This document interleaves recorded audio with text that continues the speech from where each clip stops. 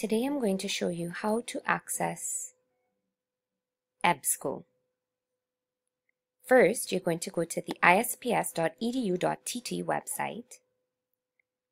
Under Quick Links, click on Library Resources.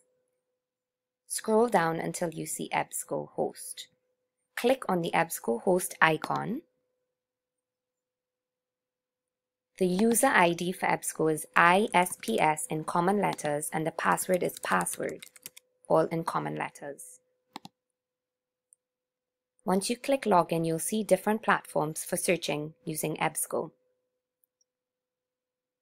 If you're in middle or high school, you might use the Explorer platform, Points of View, History Reference Center and Interface, Science Reference Center and Interface, eBooks, as well as ABC Clio. There's also a primary and middle school Explorer platform to use as well. Teachers can use EBSCO Host Teacher Profile, EBSCO Host eBook Classics, or any of the other EBSCO platforms. Once you decide which platform you would like to use to search, click on that platform. You can do a basic search or an advanced search, which includes doing a Boolean search using and, or not. Once you've searched for a resource, I'm going to use the example for animals. If you would like to add resources to your folder by clicking on the blue icon, you must first sign in. If you do not have an EBSCO account, you need to create a new account. Enter in all of the information that is asked for, save the changes.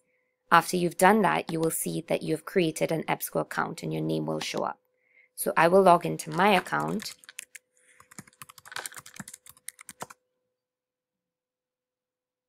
And you see that my name is now in the top right-hand corner. If I add resources to my folder, when I go into my folder, I will see those resources there.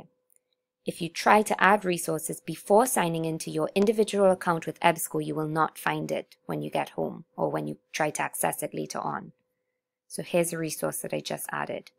If you want to delete resources from your folder because you no longer need them or they're not what you're looking for, just select the items and click Delete Items. Navigating EBSCO can be a bit tricky. If you have any questions, please contact a librarian. And remember to always sign out if you're using a public computer.